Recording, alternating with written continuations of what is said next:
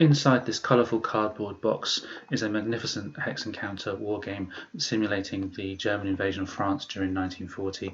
It's a low counter density game with a wonderful mounted map. It has a card assisted system which allows plenty of leeway for and room to maneuver within its simulation structure. It's a game which requires you to either act as the German player blitzkrieging through northern France, or as the Allied player trying to prevent that blitzkrieg, while also simulating at the same time the much more static warfare along the Maginot Line, where Germany, France, and Switzerland border each other. It's a game that I had tremendous fun playing. I've played it twice solo. I've also played it online using Vassal against a real opponent. It's a great game. It has this wonderful card assisted system which allows you to pay cards to have certain effects and certain benefits, and then also what's we call an initiative marker system, which also allows you to pay for certain things and buff combat results or defense results and so on and so forth. I've had a whale of a time with No Retreat French Front so far, and I'm looking forward to playing the Polish front, which is also in the box. However, the reason this game is featuring in my irregular How on Earth Do I Play This Game series of videos is because this rulebook is 40 pages long. I mean, seriously, 40 pages long. It's very colourful, it's quite well laid out, but 40 pages of dense rules. There are exceptions, there are exclusions, there are exceptions to the exclusions. Every single unit seems to have a different rule attached to it. There are certain things you can do at certain times. The movement is different between the two sides, which are both understandably they're asymmetrical. And the thing is, that's not even the whole thing. We also then have a playbook which has the examples of play in it. It also has the various scenario rules and the different rules for each game.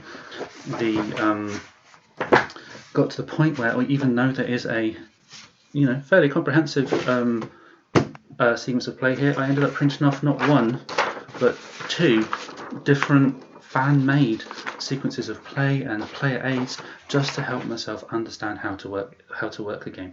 It got to the point where I couldn't see the wood for the trees. There were just so many rules, so many little things, and the learning curve was crazy for me. I found it really difficult to learn.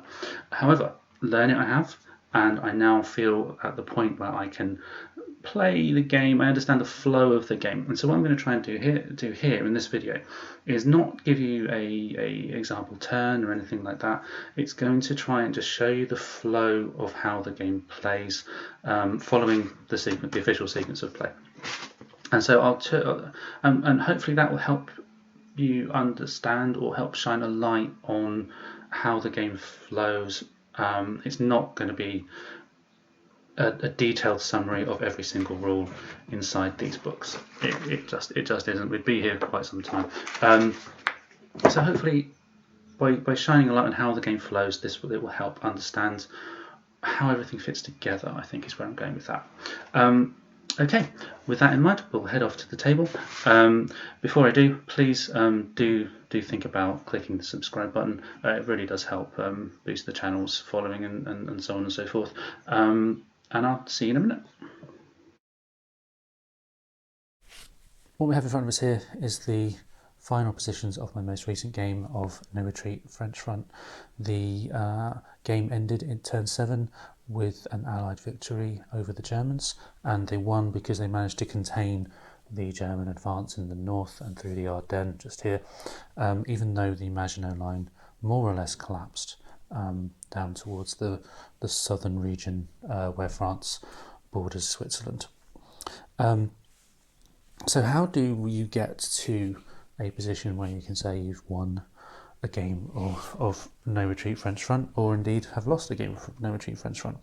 Well, you follow these 4 segments in quite strict order, and starting with the first segment, the new housekeeping, which is basically admin. However, it's very important admin, as I will hopefully demonstrate to you very shortly. So let's do a close-up of the admin track, for want of a better description. hopefully you can see some of the detail now on the victory point track for No Retreat French Front. There's a number of counters and markers and so on. We have surrendered units, destroyed units, evacuated, and secret plans. We'll get into each of these things in a bit more detail as we go through the sequence of play.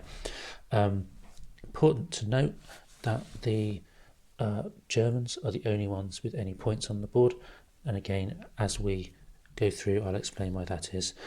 We also have the more typical turn track down the bottom, which is where you'd find things like your reinforcements and so on, plus a whole bunch of other information, which again we'll get to as the relevant point in the sequence of play arrives. So, phase 1.1, the game turn phase. Very simple. You just slide your token one space along. That's the simplest thing about this game by some substantial difference. But even though it is very simple, and that might sound slightly facetious, because immediately that you do that, you need to check what's underneath. Because there's a whole bunch of information on there, and I'm just going to... Turn has these markers here, and on turn 7 we have a skull and crossbones, we've got a French rondelle with 6 next to it, and a German cross with an 8 next to it. Then it says Plan B and British stance. These things are hugely important in the next couple of parts of this phase.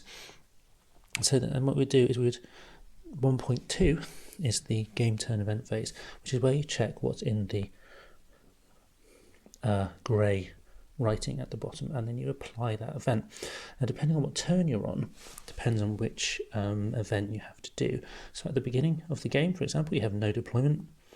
This is basically you skip the deployment phase, which we'll come on to a bit later on. As you move across, you get to British stance, regional freed, which applies to certain units. Again, get to that a bit later. And then finally, we have the game end, which we may cover. There's various different ways the game can end, but quite simply, that is the tail end of the game. So what does, let's say British stance, what does that mean? Well, for British stance, you would check the point track, and if the point marker is above the 8, you would slide the track, the British stance token one step down the track. If at some point the German point VP goes back beyond the threshold, you would move it back up, and you would apply these events here. Now these events, and I'm not going to go into detail of every single one, but these determine the political situation between the Allied forces, and you have the British and the French and various allies, and you can't begin evacuating, and that's very important in most playthroughs of this particular game. You can't begin evacuating until you're all the way down here, and so it's a mixed blessing having a German points total higher than your threshold. But that's what you do. You'd apply the event that's mentioned here, and that will affect some of the rest of the game, depending on where you are at the very end of the game. So that's when you're on turn 14. You would add or deduct victory points based on where you are on that track. Okay, that's fairly straightforward. However, there's nuances to each of those. 1.3 then, the checks phase, and this is where things start to get slightly more interesting or more complex, shall we say. So the first check you would make is for victory. German total VP at 31, automatic victory for the Germans. If you are not yet at 31, or the Germans haven't yet reached 31, you need to check for sudden death, which is what the skull and crossbones is. Now, sudden death is where you are not yet, or the Germans are not yet in a position where they can claim absolute victory. However, the game may end because certain conditions are fulfilled. Now, these are slightly different depending on which player you are. So, for example, if you're the Germans, you need to have more total victory points in the Allied victory point box. So, for example, on turn 7, we would need to get 13 points or higher for the Germans to qualify for the first part of their victory check. Then you would need to determine whether or not the Allies' main leader was replaced. Now, in my game, the main leader was not replaced. Gamelin stayed in command throughout the entire game. However, had the Germans forced during part of the sudden death victory check that the leader was replaced, you flip it over to have Weygand in command. That would actually be the second part of their the German victory check conditions. The third thing that they would need to do is have control of all 3 hexes in Paris, which in my game they didn't do. If all 3 of those conditions are fulfilled, the Germans would win. For the Allies, the victory point total needs to actually be below the German sudden death box. So for an Allied victory check at sudden death, it would need to be below 10 points in turn 7. There are multiple different boxes depending on what turn of the game you do your sudden death check.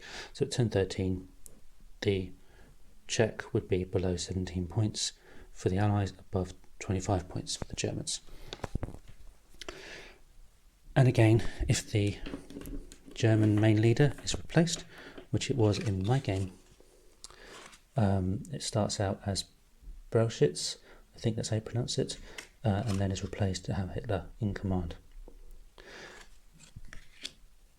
Assuming the victory point total has been reached, the main leader has been replaced, I then, as the Allied player, need to have units in Germany, and in this case I did have a unit, actually 2 units, across the German border, meaning that I did win the game as the Allies on turn 7.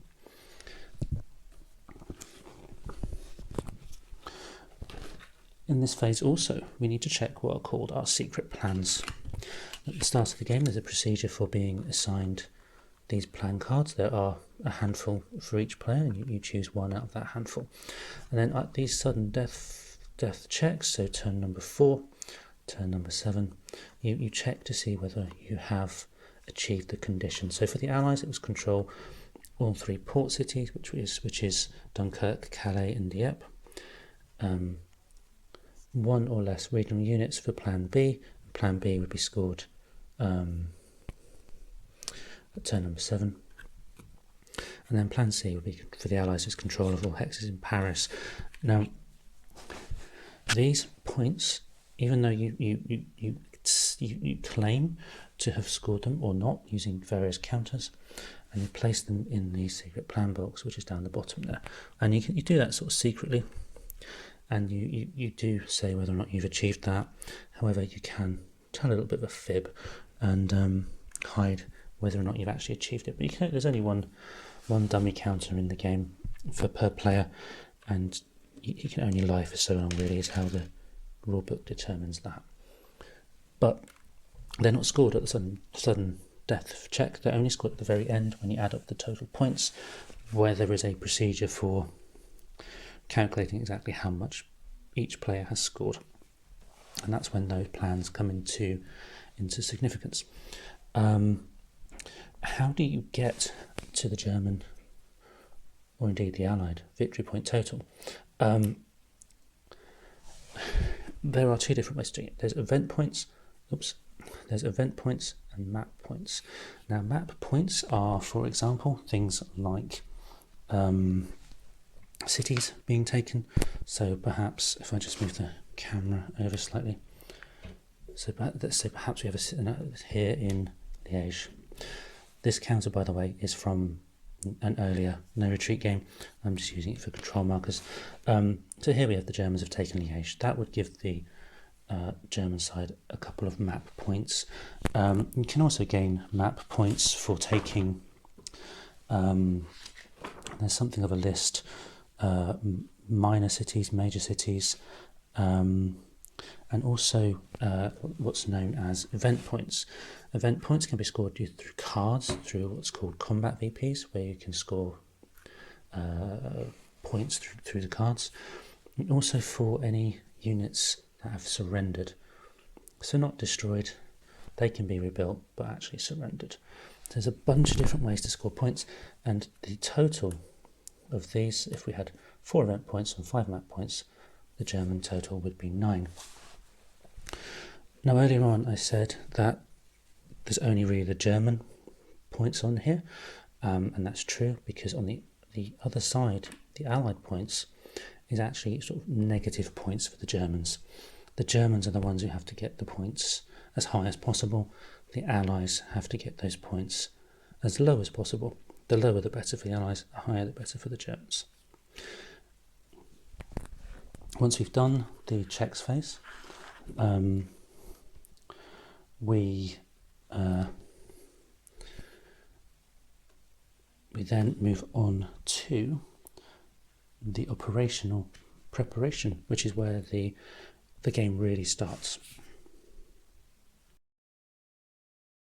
So phase 2 of No Retreat French Front is the operational preparation, it's called. In my head it's the operational phase. It's another multi-part step, and it revolves around these cards and these what's known as initiative markers. The cards are dual use, so you have the Germans and the Allied, and you will play the cards. Sometimes they will be free, and other times they will require you discard one of your initiative markers in order to pay for the use of that card. So these cards and the initiative tokens act as a kind of currency at certain points of the game, but they also do things separately as well. So it's important to understand how the cards interact with those tokens and how they interact with other things in the game as well. So the simplest way for me to demonstrate this is probably to actually just play through how it might work. So if I just pop those back into the cups. So in the operational phase, starting with the Allies, most things in the game start with the Allies, with an important exception, which I will get to when we get to the more specific player turns, as they're called. So you draw 4 cards. This is the French, or the Allies that we're drawing for now. Should I come across any that have red text on them, they need to be played immediately. Now I've drawn my 4, and on here you have a bunch of symbols, and going through every single symbol would take some time, so we won't do that now. But just for example, we have, this is the strategic, it can be played in the strategic phase. In the strategic phase, starting in turn 3. In the strategic phase, but you have to pay for it using an initiative marker. And then with Weygand in control during the commitment step of the combat phase, or for an alternative effect during the strategic phase. So that's great, we've drawn on 4 cards. We then draw, depending on what it says on that turn track, so up here, those circles and on here, that tells you how many markers you can draw on that turn. So for turn number 7, it was actually 6.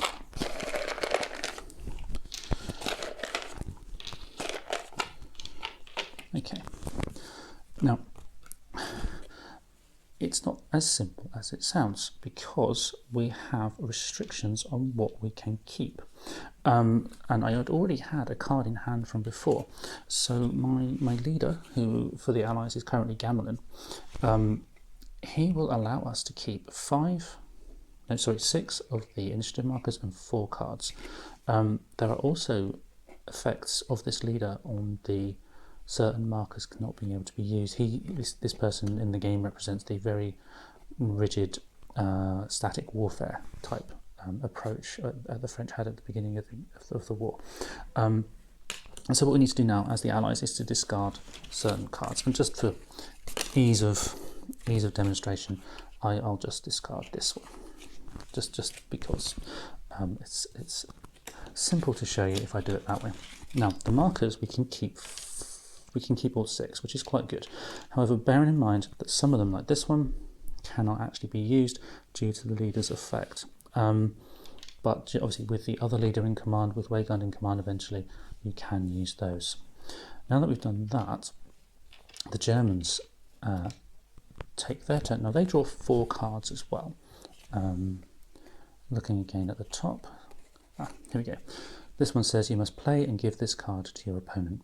It simply says reshuffle the deck and discard and form a new draw pile. Okay, and if it was turn 8 or later, we'd draw 2 initiative markers. It's not turn 8, so this card goes to the allies. We take a reshuffle, and then we carry on drawing until we've drawn our 4. Oops.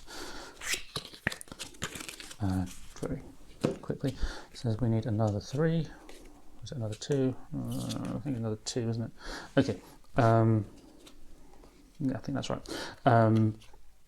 Honestly, can't say whether I'm 100% correct with much of this, but hopefully you're getting the gist of what's going on. So here we have 4 cards for the Germans. Now, we have a play any time card. There's nothing to say here that you cannot, when you cannot play it, except for the fact it has to be done when you capture a city. We have a battle phase or battle sequence card, a card that cannot be played with Wagon in command, has to be played with during the commitment step of the battle phase, and also costs to do so. And here a free card, but it has to be used during the commitment step. This number 2 here means it's worth 2 discards, and this is important because these cards are currency in and of themselves. So not only do you have the currency of the markers to pay for things, you have the currency of the cards to pay for things as well. So there's 2 different payment methods going on here. Now we then draw initiative markers, and the Germans do have more now, and it's 8 in this circumstance.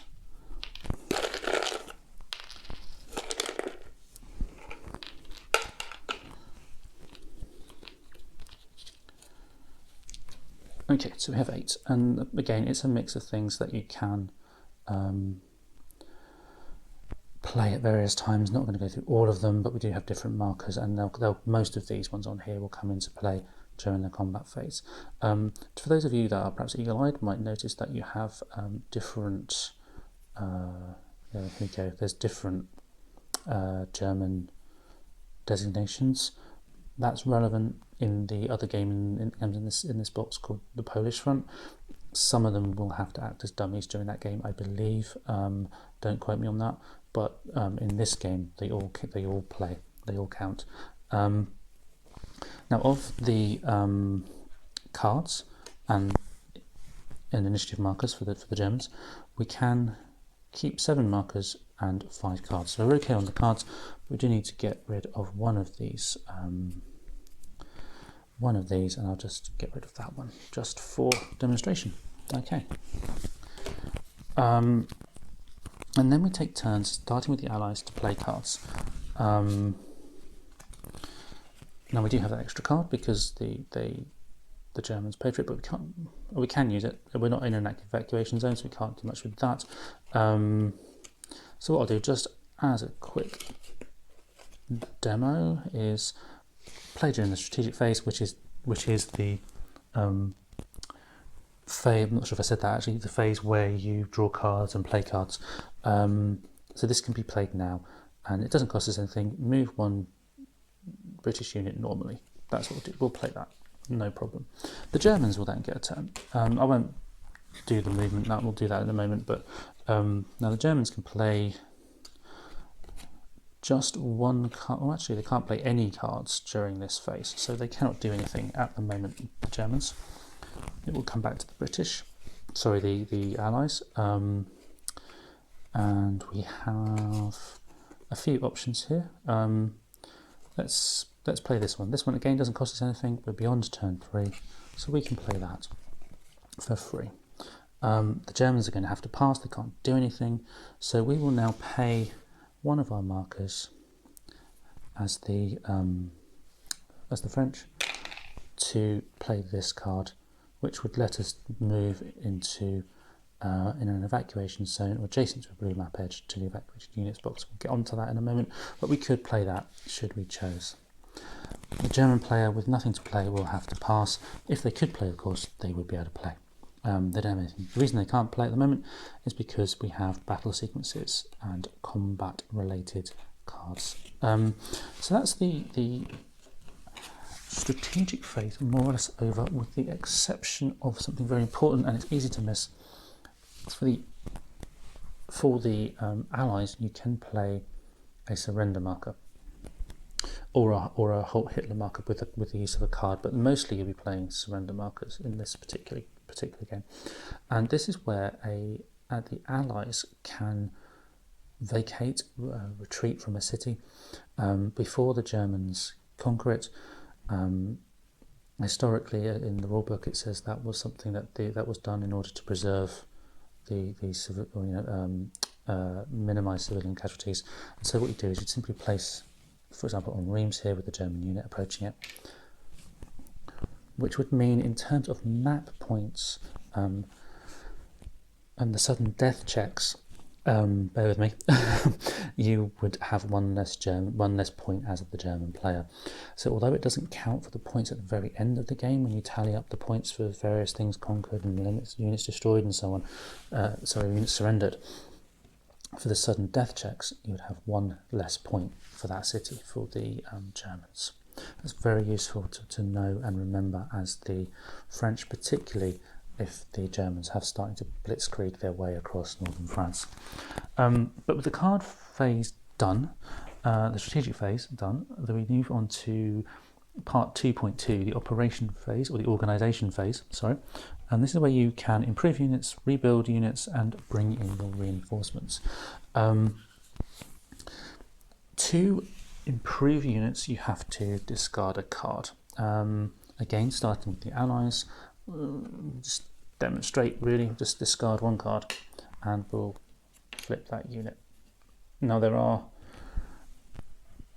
ins and outs of how you do that and which units can do it. Again, not the purpose to go into every single nuance of every single rule, but basically the currency aspect is where we're going with this part of the demo. Now the Germans don't get to do theirs just yet, because the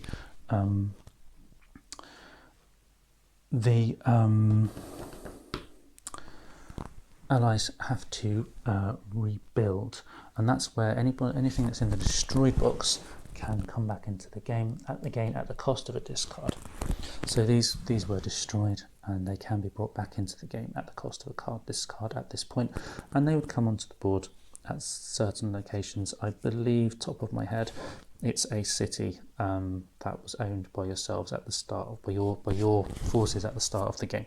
Now, destroyed units are different to surrendered units. Surrendered units cannot be rebuilt because surrendered units are points to the opposing player at the various points in the game. Important distinction. And finally, for the Allied player during the organisation phase, you bring in your reinforcements. Now, that doesn't mean they come to the map. That happens later during the reserve phase, but the reinforcements phase simply means you take your forces off the track, the turn track, and place them in reserve. There's no reserve box, unfortunately, so I put them just by the side of the table there. And then the German player gets to do exactly the same thing. So that's pretty straightforward. Next up is the deployment phase, and this is where you can, again starting with the Allied player, you can move your units into reserve, or you can evacuate, and as the German player you can make airdrops and glider assaults and so on. So again, there's a string of nuance to this, but there are a number of steps in order they have to be done. So the Allied map to reserve basically means you can take a unit and place it in your reserve, and you can't do that if there's a certain number in there. It's 3 or more already in there. You cannot do that. Anybody who at a certain point in the game, units that are at a map edge, so that's down here, so there's blue, they can be evacuated, and that means they come off the game. So let's pretend that this unit here was at the map edge near Orléans. we want to evacuate them, we can move them off the game board and place them in the evacuated units box, and that is points for the Allied player if they can evacuate them from the French from the French countryside before the Germans can get to them. And then you do the same principle where you evacuate, but you do it from the ports. And this is the evacuation zones, which are these lightly coloured boxes here. You have a unit sat there, and then you can remove one into the evacuated unit box. Again, these cannot be rebuilt or anything like that. Important to note that in both cases the first one is free. However, if you want to do more than that, you have to pay cards again. Okay, so your cards rapidly become quite scarce. So the first map edge is free, then you pay cards. The first evacuation zone is free, then you pay cards. But now the Germans get to do the same thing, and this is subtly different. You can move a unit from the map to reserve.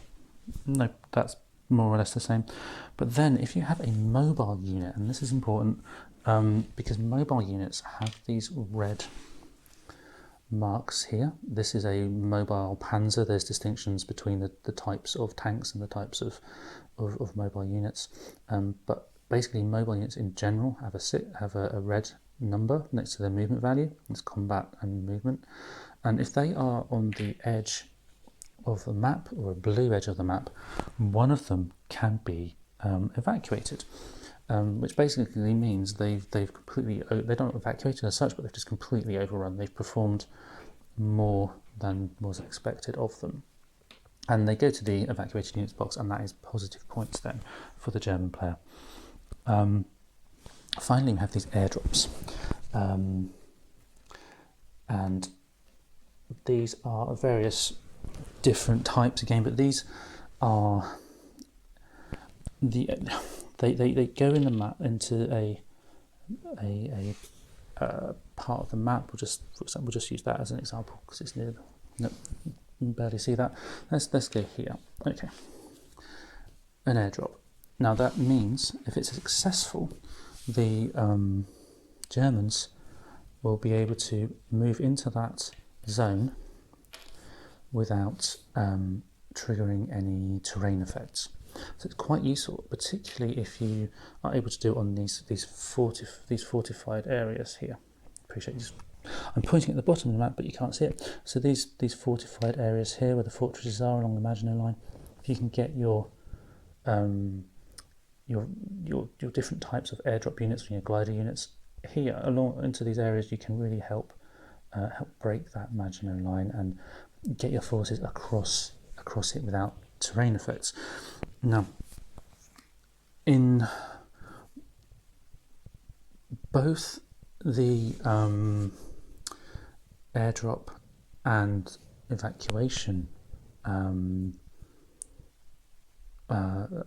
aspects of this phase, this organization phase, you have to almost take potluck as to whether or not they're successful. And so basically what you'll do, if you're evacuating and you're an ally, you'll flip the card. There are no French flags, therefore you check the table, and I'm just wondering where it is, that table. Yes, here we go, it's in the rulebook. So if you have no flags, let's try one. Okay, here we go. We've got a flag. Okay, so one flag for an evacuation is a hard evacuation. The unit takes a step loss and evacuates. As the Germans, there's no icon. There's no German Wehrmacht icon there. Therefore, they end up with a bloodbath. They surrender, and the Allies can pay a combat BP. But I don't have an example of that here. They can pay one of these combat BPs and score a point. So evacuation and airdrops are very important for both sides, particularly for the Allies in the evacuations. They are a little bit trust to luck with as you go. And of course the evacuations only happen when that British stance track, which is just here, reaches a certain point, because otherwise the French are in command and evacuations are not allowed. Okay, wow. Okay, we're finally getting to the player turn phase, which is where the real meat of the game happens. And this is the German player turn start at first, followed by the Allied player turn. And there's some nuances between them.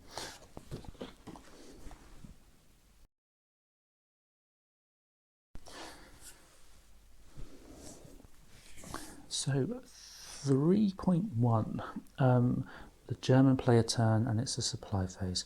Quite simply, if you can trace a line from your unit to your map edge, you're in supply. No problems at all. Things start to get a little bit more tricky when you're in a situation like this, where you cannot trace an unbroken line through the map to the edge. And here we have the enemy down here, and then enemy zone, what we call zones of control, where, for those of you who haven't ever played a Hex Encounter game before, this is the sphere of influence around a unit. We have a sort of a sphere of influence there in Metz from various different places, so no line of supply can be taken through there, and that will result in first a low supply. If they're still out of supply the next turn, it would be a no supply, which I don't actually seem to have the marker for, but there's no supply. And if they're still not in supply at the end of the turn after that, they would be removed from the game. Mostly it's quite difficult to stay out of supply in this game, because the supply for is basically the whole length of the map. But it can be done. There are nuances again where you cannot draw supply through certain areas and so on and so forth, including, for example, if we were here, this unit would now be in supply. That is the sort of exception to the rule, really. The zone of control is still there, but it doesn't apply because you have a friendly unit there. So in supply, not in supply. Okay, hope that makes sense. Next up, we need to do the movement phase, and that's pretty standard Hex Encounter fare. So if you have ever played one of these Hex Encounter games before, and to be honest, I suggest that you do try at least one before jumping into this. That's the wrong side. We do have the fairly typical terrain effects chart. It is pretty straightforward, and it's quite lenient in terms of urban terrain and forested terrain and so on. However, once you get to the mountains, rough terrain, rivers, things get more tricky. And some of them are simple movement points. So to move from a, let's just say to cross from here to here, a marsh would be 2 movement points. So the movement points there for that unit would be the 3. And you can simply move across. However, you have to cross the fortified hex side, which is +1. So that would actually be 2 plus the 1. So his entire movement would be across that line. Or it would take the entire movement to cross that line. Now, if you are a mobile unit, which remember is these red ones, or the ones with the red markers, there are certain terrain types where you cannot do certain things, more typically in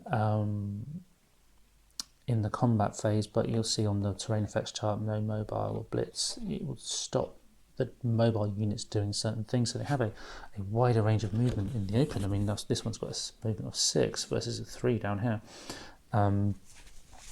But it can be limited in terms of certain areas and certain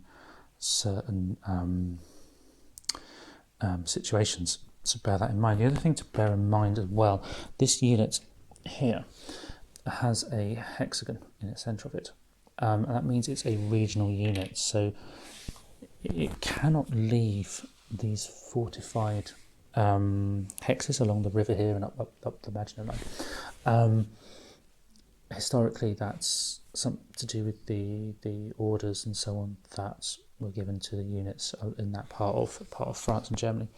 And it's one of the interesting things about this game is you have this very static section here, and then it's a very mobile section up at the top. Again, appreciate you probably can't see what I'm pointing at, so this static bit here, and then very mobile bit up the top. They can leave if they are forced to leave through retreats, but we'll probably get to that later. So the other thing to think about then is how do those areas of influence, those zones of control, affect movement? The zone of control effects on movement. You cannot move through a zone of control under normal circumstances. So, for example, in order for this unit to move to here, it would need to first move out of the zone of control and then back in, like so. Okay. If the unit was here, it couldn't move there or there because of the zone of control of the different units. Some units have a normal zone of control, which is all 6 hexes. Others have what's known as a weaker zone of control, which is slightly different rules, but not really going to go into that here, but bear that in mind. Fortresses, which are these units here, don't have a zone of control. And there are certain areas on the map that also don't have a zone of control. Now, mobile units, as I mentioned before, are slightly special in terms of how terrain influences them, but they're also slightly special in terms of their ability to move as well. So, for example, this unit can go from there to there, but it would then have to stop. If you have markers, so for example low supply, no actions and so on, these will often have an influence on your ability to move as well, and typically it will be something like you can only move 1 hex or no more than 3, depending on which marker there is. So bear in mind more things than just the terrain and the zone of control will influence your movement. There are other movement issues which affect the allied player, but we'll get onto that a bit later on, but I think movement's more or less covered. So now we will move on to the next step, which, apologise, we need to look at stacking. Stacking will affect movement. So stacking is normally 2 units. Appreciate we're supposed to be playing the Germans at the moment, so stacking is normally 2 units. So just down the bottom there, 2 units. Now I shall choose a different one to demonstrate it on an area of the map you can actually see. So here we are, 2 units, except when you are one of these double units or double divisions, a 4th army there, with 2 infantry symbols, that is a single unit stacking.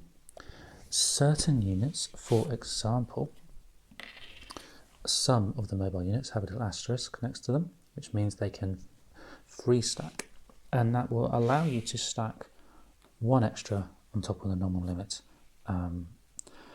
If there is any overstacking and so on, you have to then resolve that by moving away at the end of your turn.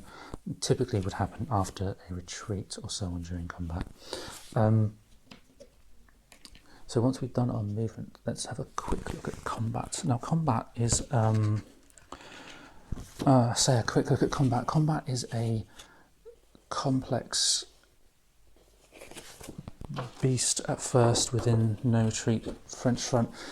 You have multiple tables and you will only use the table that is relevant to your combat at any one time. So German mobile units will use this combat table if there is no more than 1 non-mobile unit present.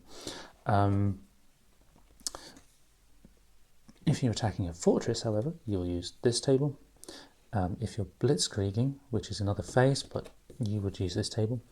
And then both Allies and Germans will, that flag there is for represent the French game, the Polish game. You would use this middle table. So how does it work? Well, even though it's your turn, the Allies get to do an action first. as the German player. So, and here is you have these target markers. So on the front you have targets, and on the back you have counter blow symbols. Now the Allies have the option at the start of the German player's combat phase to pay a card to play a counter blow. So let's pretend we're going to do that. We're going to pay one of our cards and we're going to place a counter blow. Now counter blows are a very, very important part of the game, and I'm going to have to make up a situation for the purposes of this demonstration. So let's say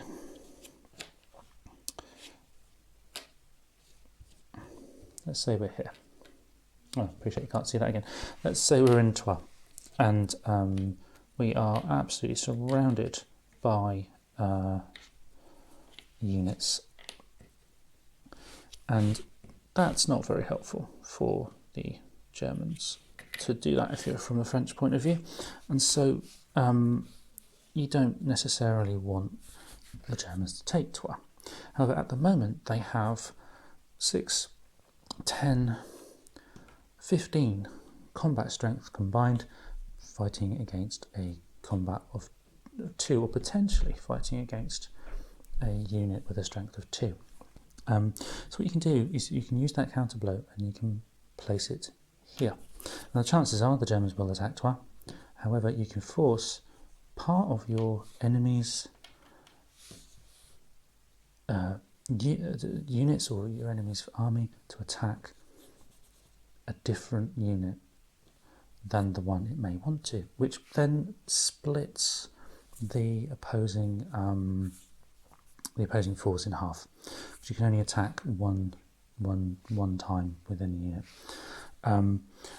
Not necessarily the best thing, because any terrain effects or terrain advantages you would have as the defender, for example with the river here, would not be applicable to a counter blow.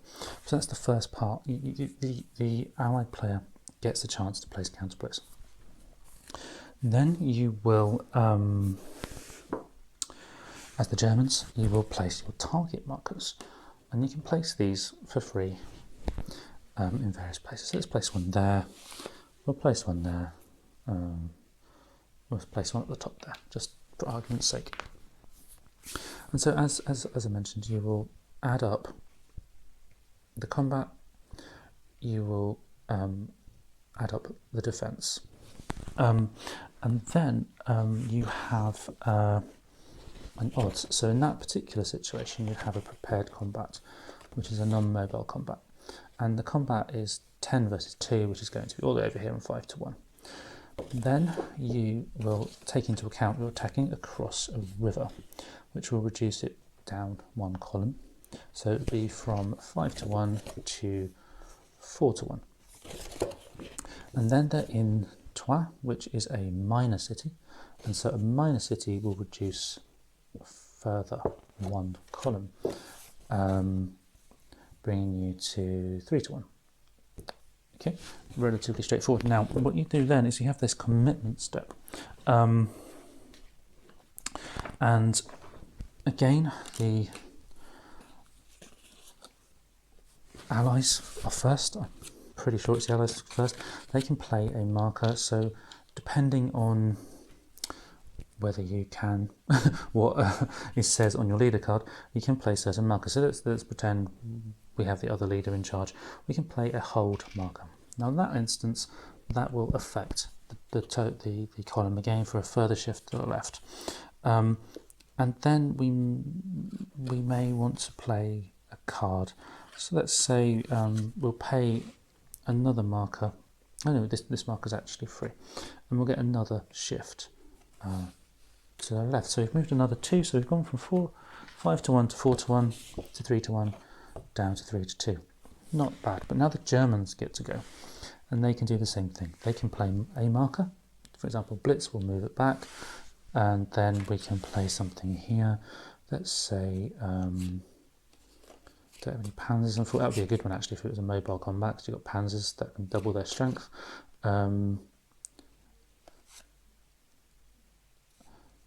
Okay, so there's nothing really there that the Germans want to play, but they could play.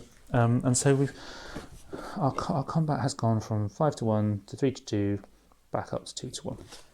and you just roll a die. And in this instance, we've rolled a 3, which is going to be a CB, which is a counter blow.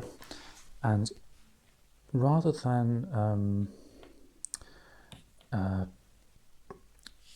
having the optional counter blow where you pay a card and what have you, this time the French will be forced to attack one of your units in their phase, and you'll move through in such a way for the remainder of the phase. There are different results. You may have to retreat, you may have to do a counterattack, and so on, each of which has their own nuances. Retreats will simply be something along the lines of move back 2, you may or you may not lose a step, and then the Germans can advance, or if you win, you can advance into an empty hex. So it's relatively standard. There are various nuances, mostly built around the tables and whether or not you're fighting with mobile units. Same principle though. You still add up your scores for your combat value, and have that odds ratio and so on. Following combat, once you've played all your combat and the combat moves through in the same way for each of those combats, you then do what's called the Blitzkrieg assault phase as the Germans.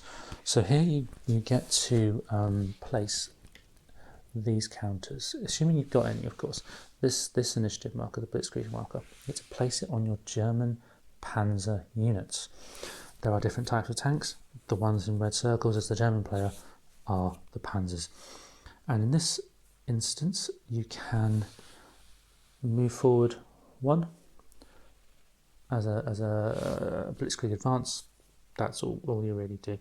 Or you can Blitzkrieg assault, which is where you may have units in this, for example, perhaps they're like that. The mobile panzers here would first attack using the same principles as before, but the Blitzkrieg table, and then these would attack. Assuming this guy retreated and at least one of these units at least was able to move forwards, the Blitzkrieg marker stays on there, preventing a prepared combat. So only mobile combat will be able to be effective against them during the Allied turn, which is coming up. However, if they fail to move forwards, either they didn't cause a retreat or they didn't advance, you remove the marker, meaning it basically gets stuck. And as a very mobile attack force, that's quite problematic. Then you have a reserve phase, which is where you place your counters that were in reserve into or adjacent to any city that you controlled at the start of your turn. Then we move on to the Allied phase, and this is basically the same thing, with some key exceptions and some key differences. So Allied supply comes from 3 places. So the Germans, it was just the map edge with the grey. For the Allies, the blue map edge is supply. Each of the ports are supply. However, there are, if you're supplied only through port supply, so let's say, for example, your unit here was preventing supply, and the only way to get supply for that unit is at the port of Dieppe. Should that unit be defeated, they would be surrendered rather than destroyed. So you have supply down here, supply at each of the port units, and then supply at the fortress units as well, which are these little counters here representing the fortified positions of the Maginot Line.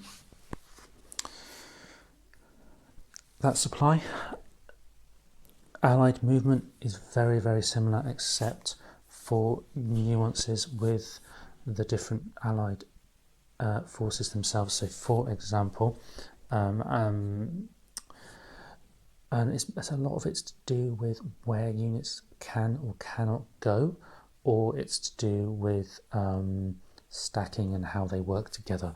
So, for example, the Allies have lots of these units here with that hexagon. which prevents them from willingly leaving a fortified area. We also have units that are based in their own country. So, for example, Belgium. These units can never voluntarily leave Belgium. The Dutch, in orange at the top there, can never voluntarily leave Holland. And the Swiss, as well, cannot voluntarily leave Switzerland. Additionally, for the Allied tanks, the Allied tanks who are not Panzers, but obviously they're not Panzers, but they have slightly different rules to the Panzers. They operate more or less as the Panzers, but they don't get the Blitzkrieg and so on. But they have a similar stacking rules and terrain issues and so on. However, if you have a non-mobile unit, so that's the black movement factor, if you move more than one, you cannot then attack. And in fact, what you have to do is put a no actions marker on it, meaning it's basically stuck because it's representing the French out of date tactics, which prevented any move and shoot type strategies. So that's very important that the Allies are restricted in that sense as well. Additionally, units from different countries cannot stack. So Belgians and French cannot stack. British, French cannot stack. If your leader is Gamelin, different units cannot stack if they're not part of the same army group. So, for example, the First Army can stack. That's fine. However, the First Army cannot stack with GQG if that leader's in command, but that will change. So there's lots of nuances depending on what phase you're in, what leader's in command, what player you are, what units of each player you are. And then the Allies then move into their combat phase, which is the same as the German combat phase, with the exception that the Allies have to place their target markers. Find a good one. They have to place their target markers before the Germans get the opportunity to play their counter blows. Generally speaking, the Allies go first for everything except those actual player turns. Once the Allied movement's done, the Allied combat's done, you then have the reserve phase for the Allies, which again you can bring your reinforcements on the board. Then you have your final marker removal, so any no actions, Blitzkrieg is removed. Supply stays until the start of the next player turn, but you then start to move markers off the board and you begin the whole thing again until there's such point as somebody has actually triggered the game end. And should you not